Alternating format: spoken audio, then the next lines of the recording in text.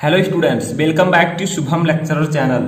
तो स्टूडेंट, इस वीडियो में हम क्लास 12 ऑर्गेनिक केमिस्ट्री या आप लोग कह सकते हैं सेकेंड केमिस्ट्री के चैप्टर 1 जिसका नाम है हाइलो एल्केन तथा हाइलो एरीन, इस चैप्टर के हम 4 इंपॉर्टेंट क्वेश्चन आंसर को पढ़ेंगे।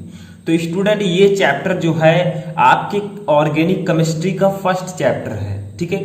तो अगर आपने हाइलो एल्केन तथा हाइलो एरीन चैप्टर को ऑलरेडी पढ़ रखा है या फिर पढ़ने वाले हैं तो इन 4 क्वेश्चन का आंसर जानना बहुत ही जरूरी है। तो इस वीडियो में मैं जो 4 क्वेश्चन बताऊंगा वो बहुत ही बेसिक क्वेश्चन और बहुत ही इंपॉर्टेंट क्वेश्चन है, ठीक है, और एक ही बार में आपको समझ में आ जाएंगे। इसके लिए आपको क्या करना होगा, वीडियो को लास्ट तक ध्यान से देखना होगा, चाहे आप ये चैप्टर पढ़े हों या फिर ना पढ़े हों, ठीक है, लेकिन इन क्वेश्चन को समझना बहुत ही जरूरी है। जैसा कि आपको पता है कि इंपॉर्टेंट क्वेश्चन आपको पढ़ना ही होता है, ये एक कड़वा सच है। आज नहीं तो कुछ दिन बाद तो आपको पढ़ना होगा। तो चलिए क्यों ना आज ही हम इस चैप्टर के 4 महत्वपूर्ण प्रश्नों को स्टेप बाय स्टेप तैयार कर लेते हैं। तो देखिए, सबसे पहला क्वेश्चन हमारा, इसका पीडीएफ भी मैं आंसर के साथ डिस्क्रिप्शन में दे दूंगा, तो आप डाउनलोड कर लीजिएगा। लेकिन पहले क्वेश्चन आंसर को समझते हैं। तो देखिए क्या है फर्स्ट क्वेश्चन, ल्यूकास अभिकर्मक किसे कहते हैं, ठीक है।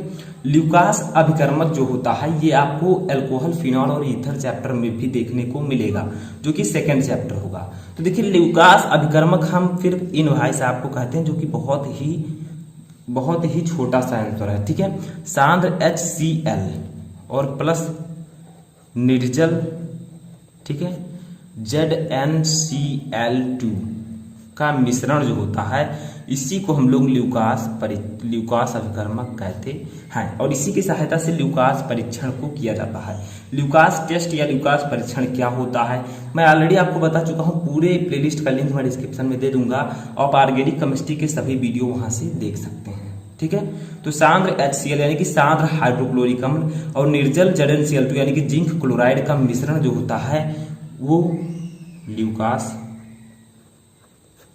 अभिकर्मक कहलाता है, ठीक है। देखिए कितना इजी है, एक बार में आपको अच्छे से समझ में आ जाएगा, ठीक है।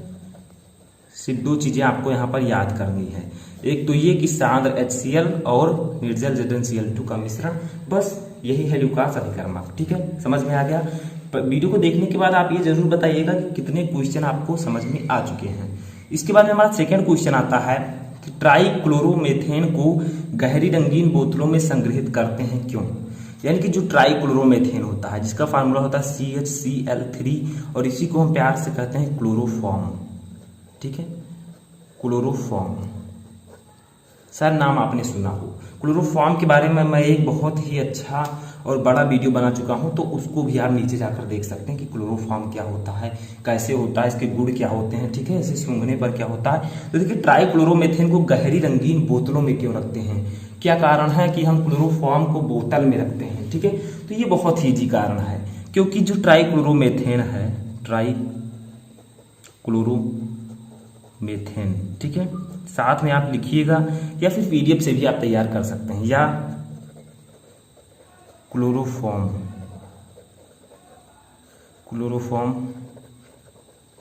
प्रकाश की उपस्थिति, ठीक है, इसीलिए हम लोग अभी बताएंगे उपस्थिति में वायुमंडल में जो ऑक्सीजन पाई जाती है O2, ठीक है, जिसको हम लोग अपने सांस में लेते हैं, ऑक्सीजन, वायुमंडलीय ऑक्सीजन से ऑक्सीकृत होकर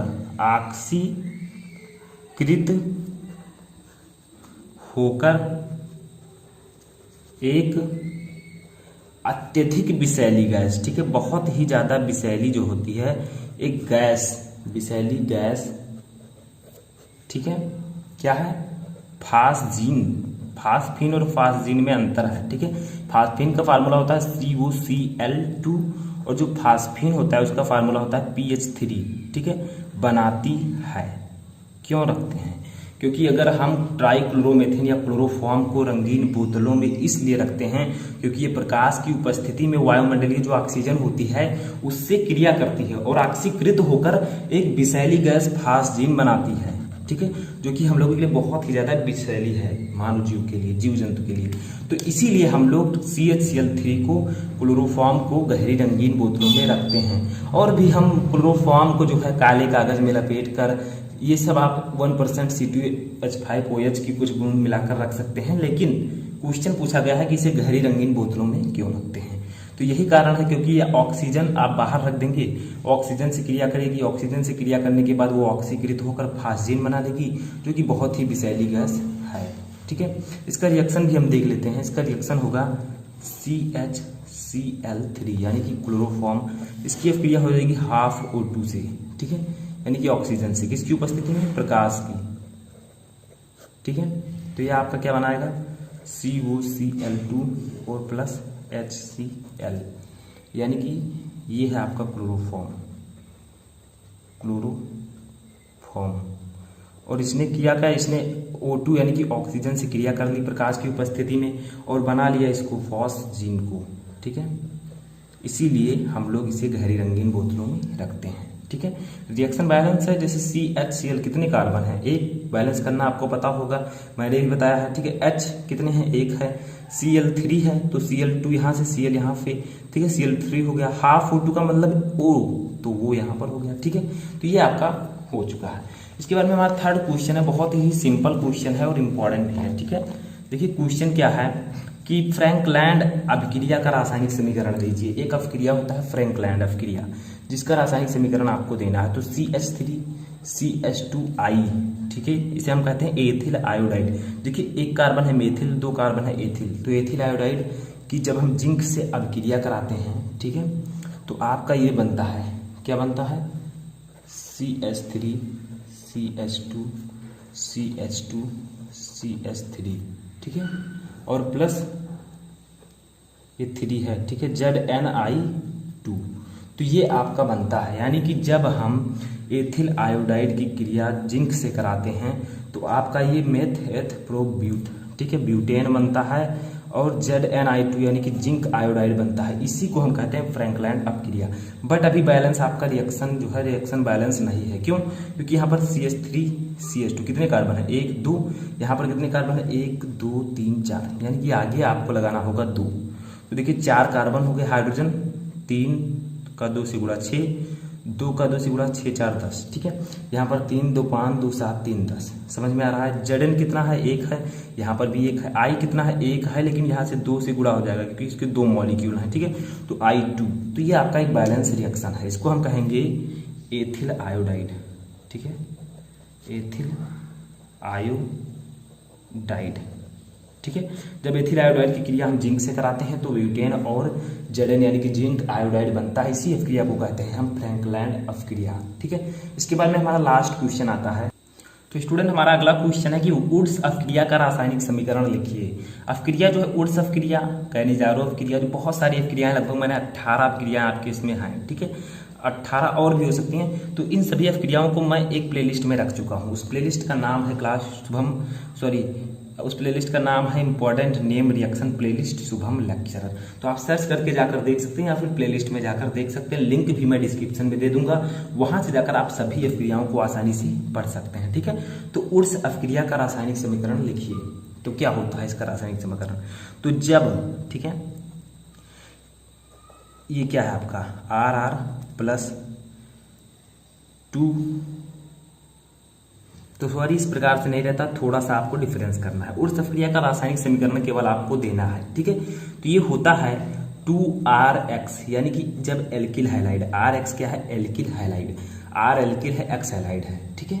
इसको आप डीपली भी समझ सकते हैं। 2RX plus 2Na that's gives out किसकी उपस्थिति में, शुष्क ईथर की उपस्थिति में, ठीक है, शुष्क ईथर की उपस्थिति में जब हम कराते हैं तो आपका बनता है RR प्लस 2NaX, यानी कि जब हम एल्किल हाइलाइड, R क्या है, एल्किल है, X क्या है, हाइलाइड है, ठीक है। हाइलाइड के अंदर क्या क्या आते हैं, हाइड्रोजन तत्व, जैसे क्लोरीन, ब्रोमीन, आयोडीन, ठीक है, ऐसे शब्द जो एक हाइड्रोजन ग्रुप के होते हैं। देखिए जब एल्किल हाइलाइड की क्रिया हम सोडियम से कराते हैं शुष्क ईथर की उपस्थिति में तो एल्केन बनता है। इसी को हम कहते हैं क्या, वुड्स अफक्रिया। ठीक है, आप इस प्रकार से भी इसे लिख सकते हैं।